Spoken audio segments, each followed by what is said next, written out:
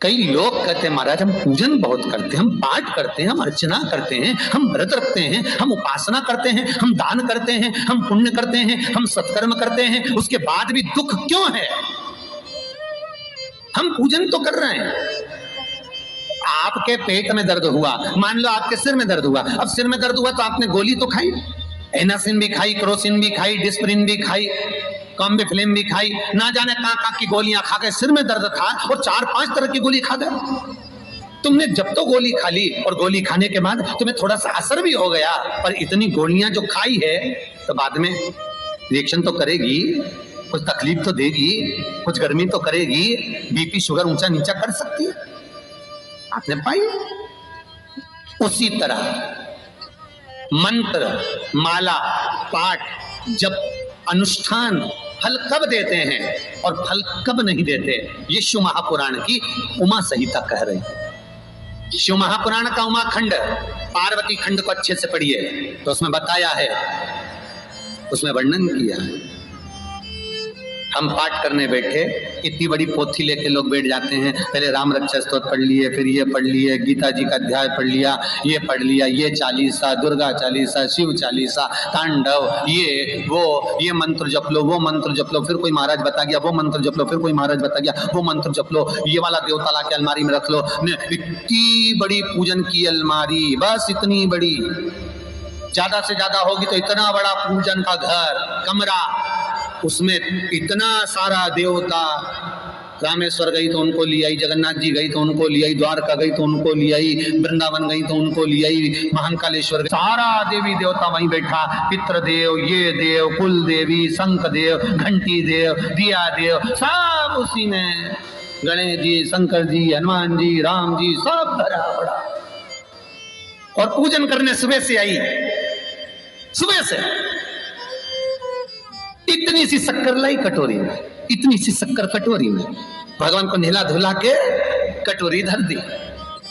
इतनी बड़ी अलमारी में सारा देवता ऐसा कसा कसाया बैठा है, सारा देवता। और तीर्थ करने फिर गई तो गणेश जी शंकर भगवान से बोले, पिताजी फिर जा रही है। शंकर भगवान बोले, बेटा खसक के बैठो, फिर पकड़ के लाएगी किसी, खसक के बैठ, फिर लाएगी किसी, फिर ले आई, फिर रख दिया। पूजन करने आई, कलश रख दिया, मंदिर में ढुल गया, भगवान पूरा गीला हो गया।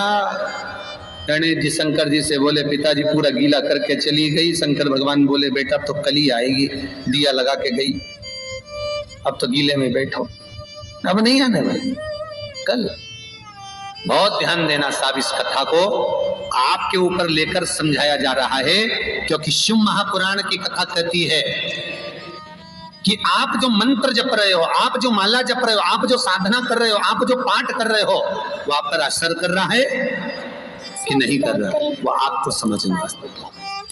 राम रक्षा स्तोत्र का पाठ करो तो पहले हनुमान चालीसा पढ़ो, फिर राम रक्षा स्तोत्र करो।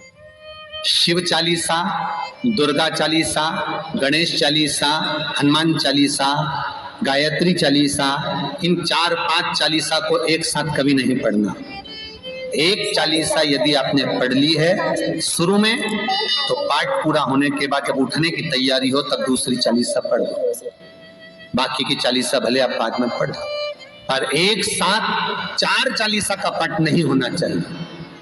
महाराज पाठ करने बैठे हो, किसी एक मंत्र की माला जप रहे हो, ओम नमः भगवते वासुदेवाय जपा, या शंकर जी का मंत्र जपा, या गुरु का मंत्र जपा, या ये मंत्र जपा, या वो मंत्र जपा, उस मंत्र को जपने में बीच में कुछ गैप होना चाहिए। एक साथ रट्टा मार पे ओम नमः भगवते, ओम नमः भगवते, श्रीमन्नारायण श्रीमन्नारायण, ओम नमः शिवाय, ओम नमः शिवाय, फिर ये जप लो, वो जप लो, और पूरा पाठ सपाट सब खलास, वो श्रेष्ठ नहीं। कुछ देरी, कोई वस्तु, कोई भोजन आप बनाकर लेकर गए हो, कोई पकवान आप बनाकर लेकर गए हो, कोई फल लेकर गए हो, यदि शिवलिंग पर वो पकवान, वो मिठाई, वो फल टच हो गया तो वो खाने के योग्य नहीं रहता। वो घर पर लेकर मत आना, मंदिर में ही छोड़कर। यदि भोजन, पकवान, मिठाई, शिवलिंग यहाँ पर है और भोजन का भोग तुमने इतनी दूर से लगाया है, फल इतनी दूर रखा है, वो शिवलिंग पर टच नहीं करा गया है, तो उस प्रसाद को, उस फल को आप पा सकते हो, उसको खा सकते हो।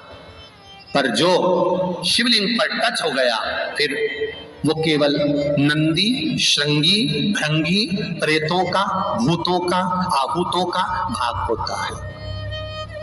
प्रेत भूत आहूतों का, वो फिर खाने योग्य नहीं है। हाँ, यदि नर्मदेश्वर महादेव है, नर्मदा जी के जल से कोई शिवलिंग प्रकट हुआ है, नर्मदा जी के जल से, कोई कंकर से, नर्मदा के जल से अगर कोई शिवलिंग प्रकट हुआ है, उस शिवलिंग की स्थापना कहीं पर है या आपके घर में है, तो उसको कुछ भी टच हो जाए वो पा सकते हो, पर बाकी के शिवलिंग को स्पर्श किया हुआ नहीं पा सकते। केवल एक नर्मदेश्वर महादेव नर्मदा के जल से प्रकट हुए। कई लोग पूछते हैं ये सांप है कौन, ये सर्प है कौन, तो उसको बताओ, ये भगवान शंकर के गले में जो एक सांप पड़ा हुआ है, ये भगवान विष्णु है। और शंकर भगवान के सिर पर जो जटा में सांप दिखता है, वो हाथ में सांप बंधे रहते हैं, वो दो हाथों में, कमर पर, सिर पर, केशों पर जो सांप 5 नजर आते हैं, वो तो बताओ, ये शंकर भगवान की 5 लड़कियां हैं, जया, विषहरा, शामली बारी, दो तली और देव।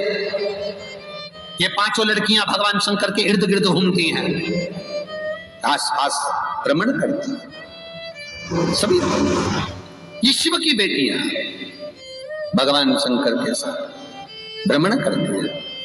5 जया, विषहरा, शामली बारी, दो तली और देव, ये जो 5 पुत्रियां थी शंकर भगवान की, ये वासुकी को दी गई थी महाराज, क्योंकि ये सर्प की योनि में थी, इसलिए ये वासुकी नाग को प्रदान करी गई थी। वासुकी नाग कौन सा? जिसने मंथन कराया। वासुकी नाग कौन सा? जिसके फण पर पूर्ण पृथ्वी विराजमान है। वासुकी नाग कौन सा? जो निरंतर देवताओं के हित के लिए कार्य करता रहता है।